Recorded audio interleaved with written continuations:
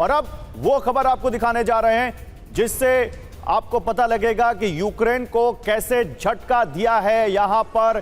अब अमेरिका ने या कहें नेटो ने एक बड़ा झटका यूक्रेन को दिया है। वो खबर आप देखिए, एक खबर और दिखाएंगे आपको यूक्रेन ने कैसे झटका दिया नेटो को। लेकिन पहले ये देखिए, नेटो में शामिल होने की कोशिश में लगे ज़ेलेंस्की को करारा झटका लगा है। अमेरिकी राष्ट्रपति बाइडेन ने झटका दिया है। बाइडेन बोले आसान नहीं है यूक्रेन का नेटो में शामिल होना, पूरी लड़ाई इसी पे हो गई। 1.5 साल से दोनों तरफ से सैनिक मर रहे हैं, मौत हो रही है, तमाम लोगों ने अपना घर बार खो दिया, वहां पर यूक्रेन का बहुत बड़ा इंफ्रास्ट्रक्चर तबाह हो गया। और अब अमेरिका के राष्ट्रपति कह रहे हैं कि यूक्रेन का नेटो में शामिल होना मुश्किल है। आइए जल्दी से बिग वॉल पर इस बारे में बात करते हैं, फिर अपने एक्सपर्ट से पूछेंगे कि अमेरिका के इस बात का मतलब क्या है। क्या अमेरिका ने वाकई यूक्रेन को धोखा दे दिया?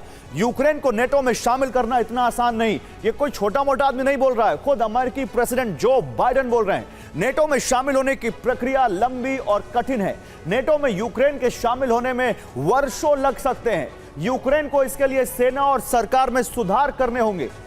यूक्रेन को जल्द नेटो में लाने के लिए यूएस विशेष छूट नहीं देगा। दिखाइए पीछे, जल्दी जल्दी चेंज करते हैं ये प्लेट्स। ये देखिए, ये कह रहे हैं कि यूक्रेन को जल्द नेटो में लाने के लिए अमेरिका कोई विशेष छूट नहीं देगा। नेक्स्ट प्लेट लेकर आते हैं, जो भी नेटो में शामिल होना चाहता है उसे मानक पूरे करने होंगे। यूक्रेन को नेटो सदस्य तुर्की की आपत्तियों को भी दूर करना होगा, ये जो बाइडेन अमेरिकी राष्ट्रपति कह रहे हैं। आइए जरा जल्दी से आपको और नेटो पर यूक्रेन को ना क्या है, आइए जल्दी से आपको और दिखाते हैं। उसके बाद कुछ सवाल हम उठाने जा रहे हैं यहां पर और फिर अपने एक्सपर्ट्स के पास जाएंगे। सवाल, क्या यूक्रेन रूस और पश्चिम के बीच अब पिसने वाला है?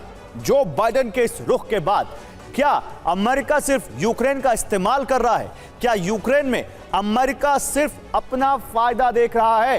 क्या पश्चिम अब यूक्रेन पर अपनी सख्त शर्तें थोपेगा?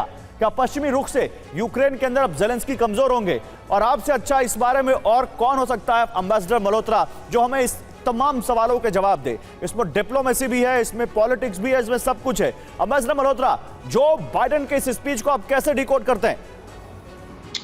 देखिए गौरव, 2008 में पहली बार ये अनाउंस किया गया था कि यूक्रेन और जॉर्जिया नेटो के मेंबर होंगे। तब भी कोई ऐसा टाइम फ्रेमवर्क नहीं दिया गया था। ये सिर्फ एक इंडिकेटर था कि हम रशिया के पड़ोस में एकदम लाके नेटो मेंबर्स को खड़ा करेंगे। और मुझे लगता है जानबूझकर उन्होंने कोई टाइम फ्रेम नहीं दिया था, क्योंकि वो ये भी जानते थे कि ना जॉर्जिया ना यूक्रेन नेटो मेंबरशिप के लिए अभी तैयार है। उसके बाद देखिए 14 साल निकल गए। 14 साल में कोई ऐसा मोमेंट नहीं आई कि जिसमें लगे कि हाँ जॉर्जिया या यूक्रेन को नेटो की मेंबरशिप में शामिल किया जाएगा। इसमें बिल्कुल तय बात है कि नेटो की मेंबरशिप लेने के लिए बहुत ही स्ट्रिंजेंट कंडीशंस लगाई गई हैं। उसमें अल्टीमेटली दो शब्दों में कहूँ तो नेटो अपने लिए कोई लायबिलिटी नहीं लेता, वो उसी कंट्री को मेंबर बनाता है जो नेटो के पॉइंट ऑफ व्यू से एसेट हो। और जहां इस तरह की इंस्टेबिलिटी हो, चाहे वो पॉलिटिकल हो, मिलिट्री हो, सिक्योरिटी हो, वो उनके लिए लायबिलिटी होते हैं। दूसरे उनकी बहुत सारे पैरामीटर्स हैं कि आपकी आर्मी। सर ये सारी बातें तब नहीं पता थी। मैं आ रहा हूं सर आपके पास, मैं जनरल बख्शी को लाना चाहूंगा।